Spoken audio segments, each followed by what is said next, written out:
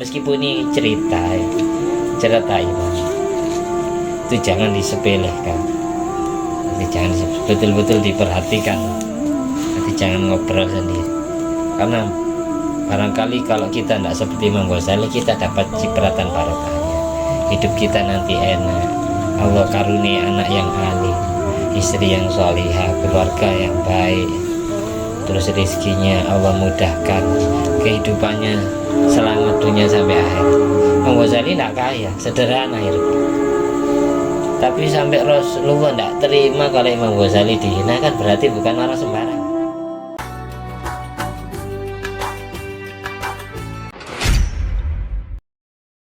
Assalamualaikum warahmatullahi wabarakatuh. Alhamdulillahirabbil alamin. Alladzi bi ni'mati tatimmus sholihat wa bi dzikri sulahaihi minal anbiya wal mursalin wal auliya was solihin tatanazzalu rahmat wal barakat.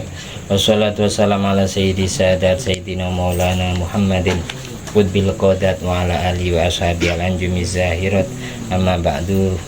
Rabbi shrah li sadri wa yassir li amri wa hlul 'uqdatam min lisani yafqahu qawli. Rabbi zidni ilma warzuqni fahma. Allahumma iftah alaina futuhal arifin waj'alna khalisatan liwajhikal karim. Allahumma rzuqna fahman nabiyyin wa ilhamal malaikatil muqarrabin. Allahumma nawwir qulubana bi nuri hidayatika kama nawwartal arda bi nuri syamsika. Rabbana anfa'na bima 'allamtana. Rabbi 'allimna alladhi yanfa'una. Rabbi faqihna wa faqih ahlana wa qarabatin wa ashabina nabi dinina. Allahumma inna na'udzubika min ilmin la yanfa' wa qalbin la yakhsha' wa amalin la yurfa' wa du'ain la yusma'. Allahumma sholli ala sayyidina Muhammadin wa ala sayyidina Muhammad ma'danil jud wal karma bil ilmi wal hilmi wal ikram ya barik wa sallam alhamdulillahi rabbil alamin. Bismillahirrahmanirrahim. Masih meneruskan sejarah atau karya-karya tulis Imam Abu Hamid Al-Ghazali menurut komentar para ulama salafus soleh. Ba'dil akabir, diceritakan dari sebagian ulama besar, annahu kana yaqul, beliau berkata, man aradan nuro fa'alai bil qut li Abi Thalib al-Makki.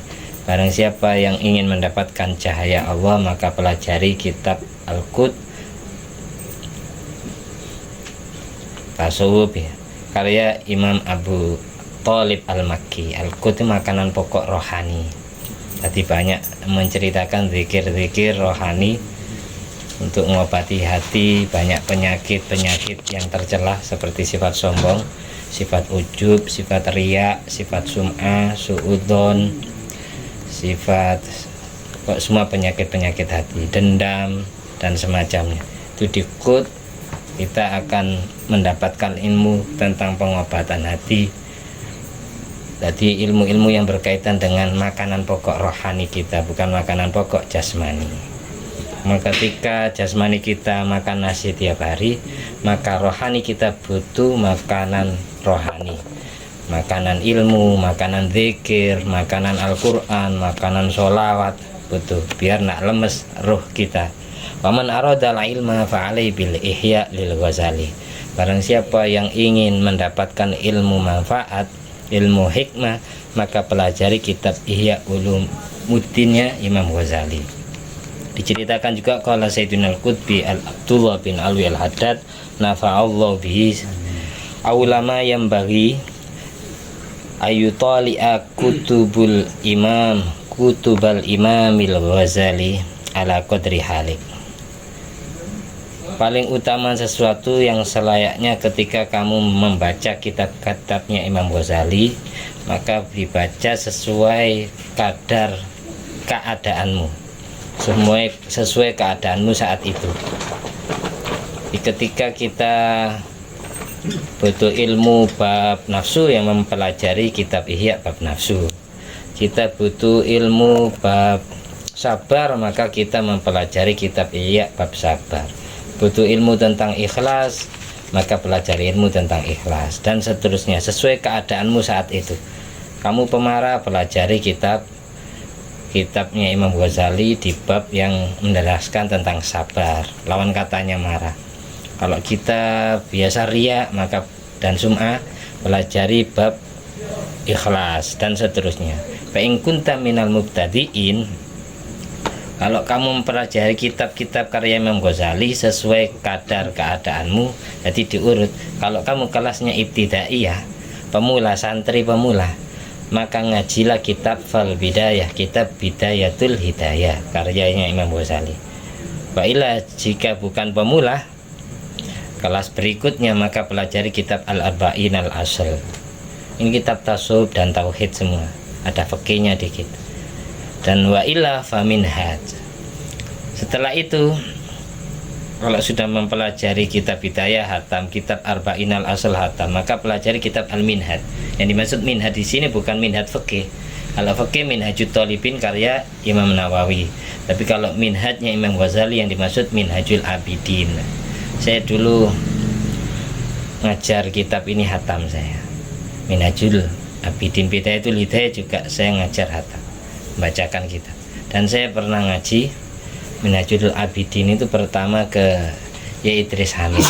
Bulan Ramadan saya naik sepeda pancal dari sini ke Pondok Salafiyah. Dulu ngaji ke Yai Idris kitab Minhajul Abidin sore beliau. Dan khatam juga ke Yai Mas Soleh Abdul Haq. Saya pernah ngaji kitab Minhajul Abidin. Dan yang nyarai kitab Minhaj ini luar biasanya orang Indonesia dari Kediri, Kiai Ihsan Jampes, tapi wafat di Mekah beliau, pengajar di Mekah. Kiai Ihsan Jampes itu mensarai kitab Minhajul Abidinnya Imam Ghazali, diberi judul Sirajut Thalibin ala syarhi Minhajil Abidin.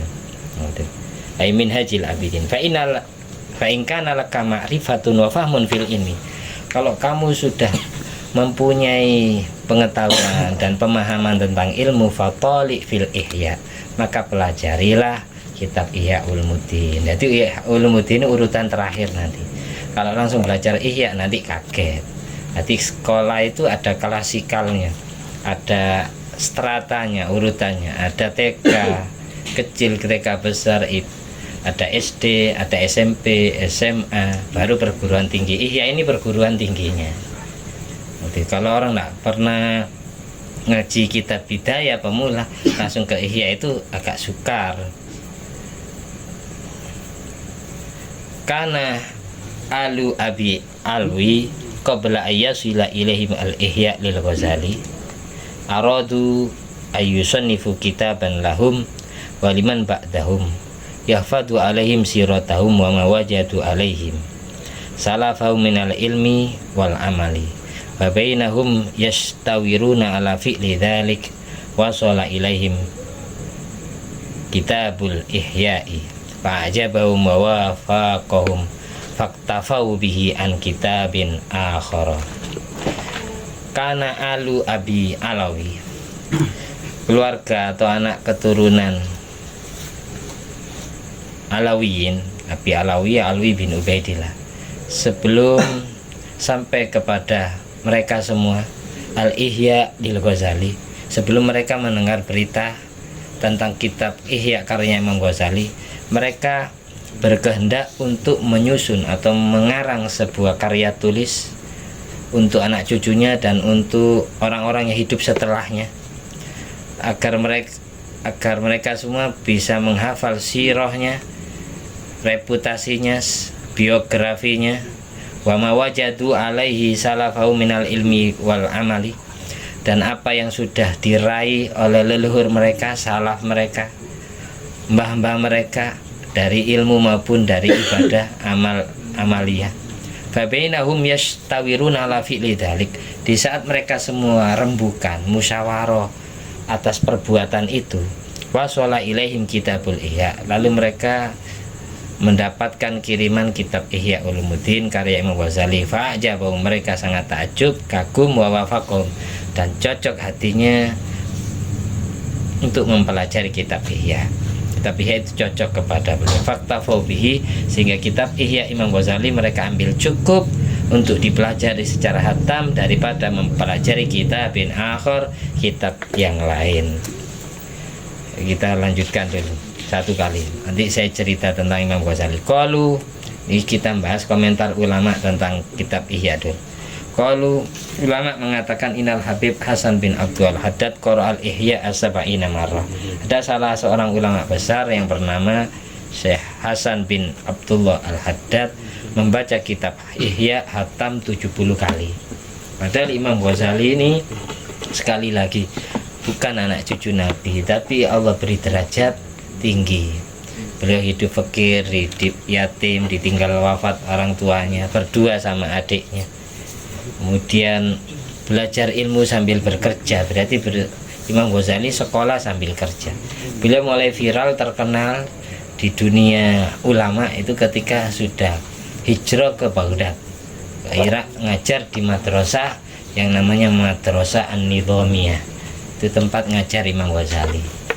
Di akhir hayat beliau sempat khalwat, uzlah, menjauh dari keramaian manusia selama 11 tahun, takarrub kepada Allah, minta petunjuk, sampai nyusun kitab Ihya. Tapi sebelum nyusun kitab Ihya itu suatu saat, pada saat perjalanan Imam Ghazali dari tempat ngajarnya Madrasah Nidhamiyah Baghdad menuju kampung halamannya yang pertama, yaitu di kota Tus, Iran, itu sempat beliau dibegal, dirampok oleh banyak perampok. Semua harta benda seisi tas itu dirampas oleh mereka karena dirampok ya. Di antara isinya itu ada taklik, catatan-catatan Imam Ghazali. Dapatnya ngaji ke gurunya, dapat belajar sendiri. Itu di dalam kitab itu. Berarti semua hartanya Imam Ghazali diambil sama mereka. Lalu Imam Ghazali minta satu, wahai para perampok, harta saya semuanya kalian ambil, lah apa-apa, tapi yang satu jangan. Apa itu? Itu ada buku tulis saya, catatan ilmu yang saya pelajari, tolong itu jangan diambil, karena saya bertahun-tahun nyatat itu, belum sempat saya pelajari. Cuma saya pindah, guru saya nerangkan, saya pindah, saya catat itu. Sayang kalau kalian ambil, saya ngaji itu bertahun-tahun, belum saya ulangi lagi, karena mau saya pelajari lagi. Ketika Imam Ghazali, kelihatan mana dibuka tasnya sama bekal-bekal sama perampok itu, isinya ya sebuah buku gini, catatan tulis. Lalu para perampok semuanya menertawakan Imam Ghazali. Duh, uang enggak kamu minta, malah ini nih ditertawakan, disepelekan, diremehkan. Karena mereka enggak tahu. Ketika itu Imam Ghazali masih muda, belum menikah, masih berjaga. Itu aja yang kalian kembalikan. Kalau yang lain uang saya ambil, enggak apa-apa. Akhirnya cuma kitab yang diminta. Kitab oleh ngaji nyatet ke guru bertahun-tahun. Setelah itu beliau khalwat selama 11 tahun, jadilah kitab Ihya Ulumuddin. Seperti itu ceritanya. Nah, tidak sembarangan. Nanti nak ngajar beliau 11 tahun. Karena mau mempersembahkan ilmu untuk dunia. Nanti kitab Ihya itu dulu di perang salib itu, pada saat Ratu Isabella, Ratu Elizabeth menjajah negeri Islam. Berarti Eropa itu negara Eropa itu menjajah negeri Islam seluruh dunia. Nanti ketepatannya dapat jatah dikirim ke Indonesia ya Portugal sama Belanda. Yang lain itu ada dapat jatah Perancis, dijajah oleh Perancis, ada yang dijajah Spanyol, ada yang dijajah Inggris.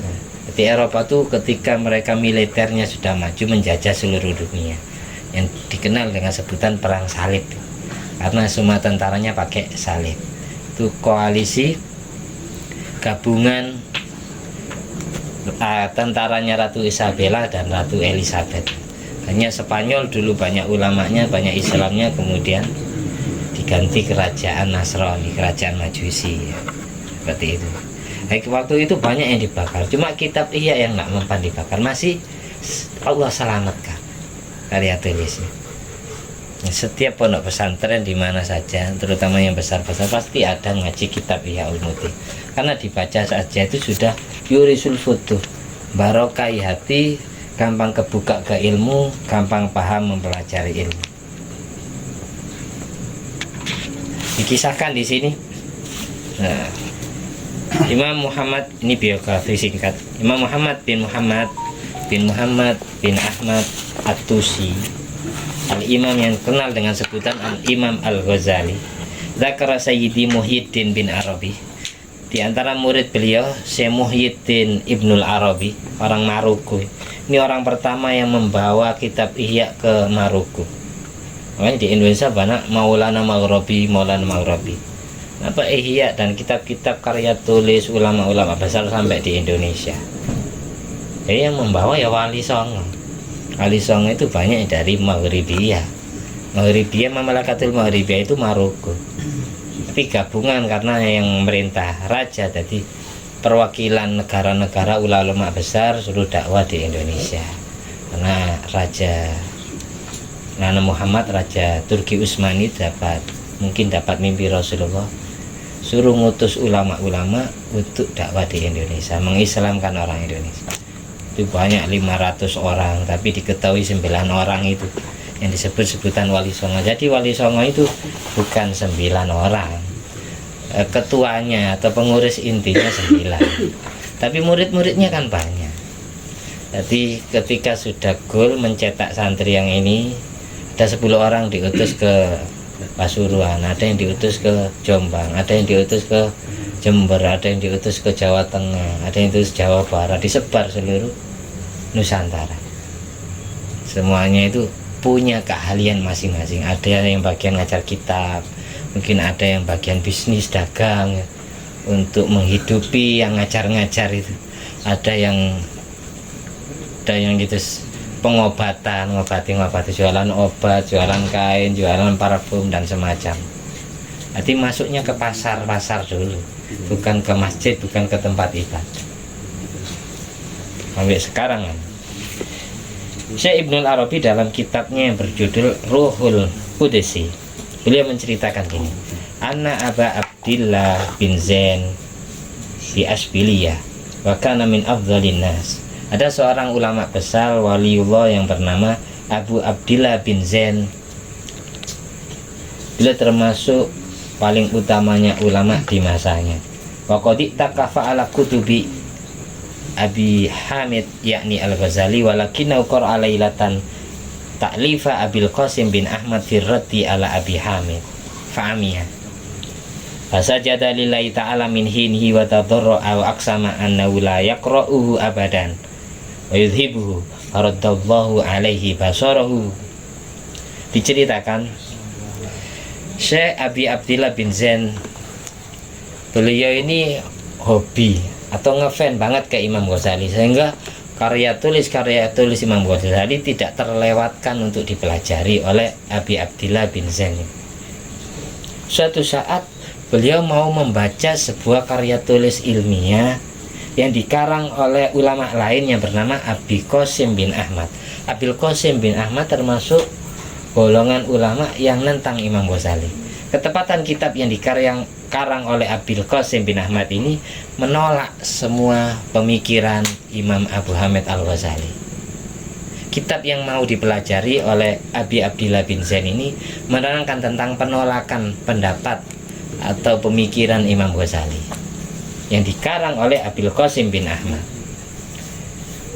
Ketika Abi Abdillah bin Zain ini membaca kitab itu, kitabnya orang lain yang nyangga Imam Ghazali, yang benci Imam Ghazali, pada saat membaca langsung Allah butakan matanya. Allah butakan matanya. Katanya Ibnul Arabi, ini yang cerita Syekh Ibnul Arabi. Kalau fikih beliau madzhab Maliki, beliau tasawuf, muridnya Imam Ghazali, muridnya termasuk Syekh Abdul Qadir Jilani, itu muridnya Imam Ghazali, pernah ngaji. Syekh Abdul Qadir pernah mondok di madrasah An-Nidhamiyah, ngaji ke Imam Ghazali. Syekh Abdul Qadir Jilani yang malah viral, yang terkenal di seluruh Nusantara. Gurunya tidak begitu terkenal kan, Wali Kutub, karena anak cucu Nabi. Setelah matanya buta, sejak itu pula Abi Abdillah bin Zain ini langsung sujud kepada Allah, langsung sholat sejak itu. Fasajada lillahi ta'ala min hini. Gara-gara matanya buta baca kitab itu, baca kitabnya Abil Qasim bin Ahmad yang nolak Imam Ghazali, langsung sujud dan tadarru, mendekatkan diri kepada Allah. Dan beliau setelah sholat bersumpah demi Allah tidak akan lagi membaca kitabnya Abil Qasim bin Ahmad yang nolak Imam Ghazali. Lalu kitab yang beliau beli itu beliau buang. Setelah itu baru Allah kembalikan penglihatan matanya. Faradallahu alaihi basaruh. Tapi Sayyidi Muhyiddin bin Arabi menceritakan cerita ini sebagai karomah untuk Abi Abdillah bin Zain, karena beliau ini doanya mustajab, berat dibutakan oleh Allah, tapi doa sekali angkat langsung matanya sembuh.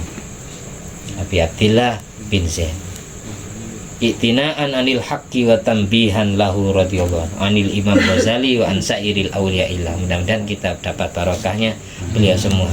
Anak cucu kita Allah jadikan manusia-manusia yang selalu membahagiakan Rasulullah, penerus perjuangan dakwanya, penghidup sunnahnya, kecipratan barokahnya aulia-aulia, wali-walina Allah yang kita kisahkan. Amin. Al-Fatihah. Iya kan. Yang kedua cerita lagi Syekh Munawi amin karomati, di antara karomanya Imam Ghazali, ma kharrajaul yafi'u an ibnil mailak anil arsy anil mursi anis syadzili anis Syekh Ibnu Harazim. Di antara karamnya Imam Ghazali yang diceritakan oleh Imam Yafi'i, dapat cerita dari Ibnul Malyak, dapat cerita dari Al-Arsy, Imam Al-Arsy, dapat cerita dari Imam Al-Mursi. Al-Mursi Syekh Abu Abbas Al-Mursi.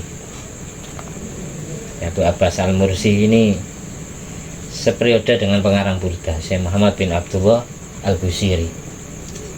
Gurunya Ibnu Athaillah As-Sakandari, pengarang Hikam. Syekh Abu Abbas Al-Mursi murid daripada Syekh Abu Hasan Ali Asy-Syadzili. Jadi Abu Abbas Al-Mursi dapat cerita karomanya Imam Ghazali dari Imam Asy-Syadzili. Imam Syadzili dapat cerita dari orang yang bersangkutan sendiri, yaitu Syekh Ibnul Harazim. Suatu saat Syekh Ibnul Harazim ini mengalami kejadian aneh. Annahu kharaja ala ashabihi wa ma'ahu kitabun. Beliau pernah keluar bersama para sahabatnya, para santrinya, para murid-muridnya. Syekh Ibnul Harazim membawa sebuah kitab. Lalu pada saat kitab itu dibawa oleh Syekh Ibnul Harazim, beliau tanya ke murid-muridnya, "Ata'rifuna, apa kalian tahu kitab apa yang saya bawa ini?" Lalu murid-muridnya jawab, "Hadzal Ihya." Kitab yang jenengan bawa itu kitab Ihya-nya Imam Ghazali. Dan beliau terkenal, Syekh Ibnul Harazim terkenal karena Syekh Al-Madhkur yat'anu fil Ghazali wa yanha an qiraatil Ihya. Beliau terkenal orang yang anti Imam Ghazali, anti pemikiran Imam Ghazali, karena banyak di Ihya mengutip hadis-hadis dhaif.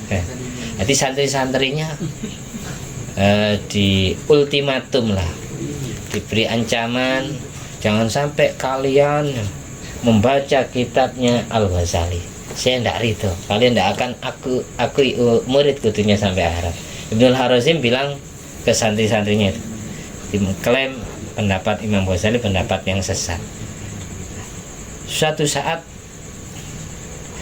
jasad beliau ini setelah beliau buka dihadapkan ke murid-muridnya. Setelah beliau ngomong gitu, selang beberapa waktu beliau cerita ke muridnya, kalian tahu ini, dibuka hati baju yang beliau pakai, Ibnul Harazim yang Ibnul Harazim pakai ini dibuka, fakashafa lahum an jismihi. Setelah jisimnya beliau buka, pakaiannya dibuka, fa idzan huwa madrubun bisyad.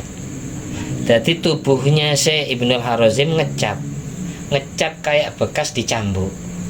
Kalian tahu ini bekasnya apa ini? Katanya Syekh Ibnul Harazim ke murid-muridnya, itu kena cambuk, kena pecuti, kena cambuk. Waqala, lalu beliau cerita, kalian kalau ingin tahu faktor penyebabnya kenapa kok tubuh saya ngecap pecut ini, ngecap cemeti ini.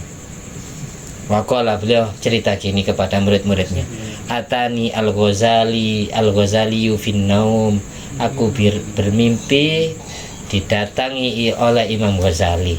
Katanya Ibnu Harazim, aku bermimpi didatangi Imam Ghazali. Wada'ani ila Rasulillah sallallahu alaihi wasallam. Lalu aku diajak oleh Al-Ghazali untuk sowan kepada Nabi Muhammad sallallahu alaihi wasallam dalam mimpiku.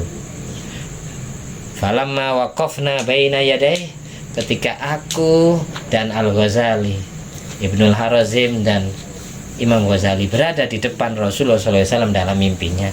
Lalu Ghazali, Imam Abu Hamid Al-Ghazali mengatakan, mengadukan aku kepada Rasulullah.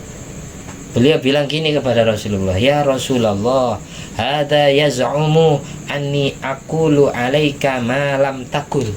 Ya Rasulullah, orang ini yang dikenal dengan Syekh Ibnul Harazim ini, dia mengatakan, dia menuduhku, dia menduga aku bahwasanya aku mengatakan ilmu yang tidak pernah panjenengan katakan.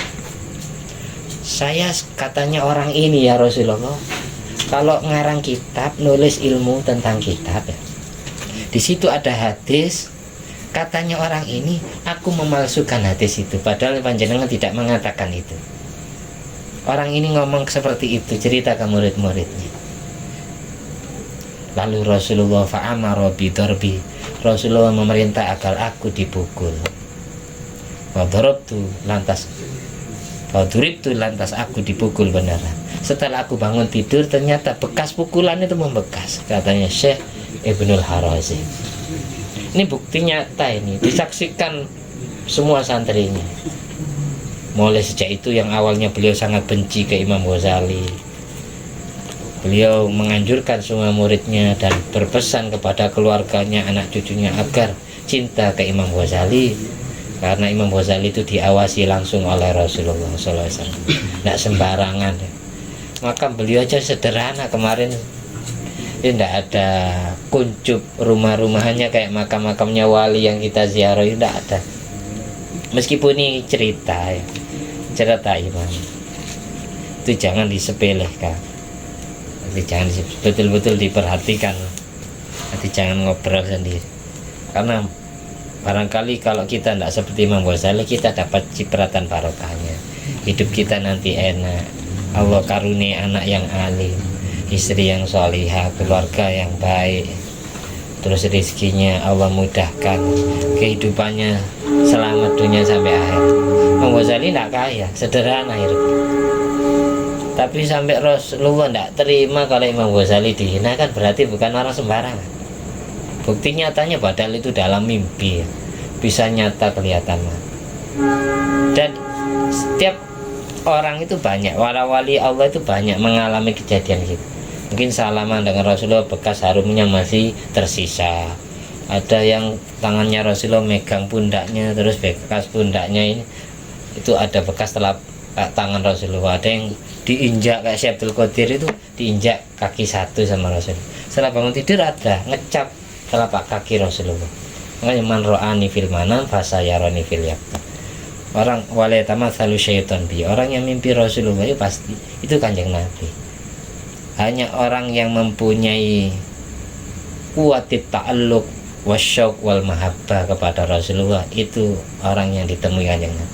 Orang yang mempunyai kekuatan koneksi hati, kekuatan mahabbah, rindu kepada Kanjeng Nabi, meskipun dia bukan anak cucunya, meskipun wajahnya tidak ngarat, meskipun dia bukan keturunan wali, bapaknya bukan wali, mbahnya bukan wali, tapi kalau orang itu betul-betul cinta ke Rasulullah, pasti Kanjeng Nabi menghampiri, pasti Kanjeng Nabi mendatangi, menasihati dan mendoakan dia.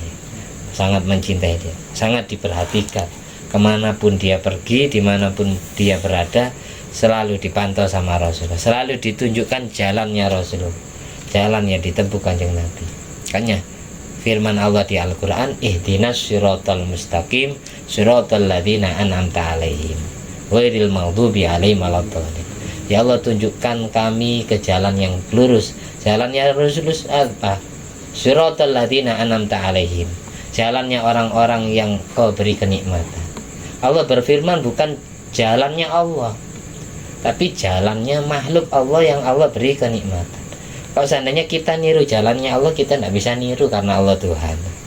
Makanya di situ firmannya di surat Fatihah, siratal ladzina an'amta alaihim, jalannya ulama-ulama, kiai-kiai, gus-gus, wali-wali, orang-orang soleh yang sudah mendapatkan kenikmatan dari Allah. Jalannya orang-orang yang mati syahid, itu yang kita tiru, bisa ditiru. Tapi kalau jalannya Allah nggak bisa ditiru, karena Allah Tuhan. Makanya firman-Nya, ihdinas siratal mustaqim, siratal ladzina an'amta 'alaihim ghairil maghdubi 'alaihim waladdallin. Ya Allah, tuntunlah jalan hidup kami, jalan yang lurus, jalan yang Kau ridhoi, jalan yang sudah Engkau berikan kepada orang-orang yang sudah Engkau beri kenikmatan, dari para nabi, para wali, hamba-hamba Allah yang soleh, syuhada wasyolihin, dan seterusnya. Amin amin ya rabbal alamin. Bukan jalannya orang-orang yang Kau musuhi, ghairil maghdubi alaihim, dan bukan pula jalannya waladhdallin, orang-orang yang tersesat. Al-Fatihah. Bismillahirrahmanirrahim. Alhamdulillah.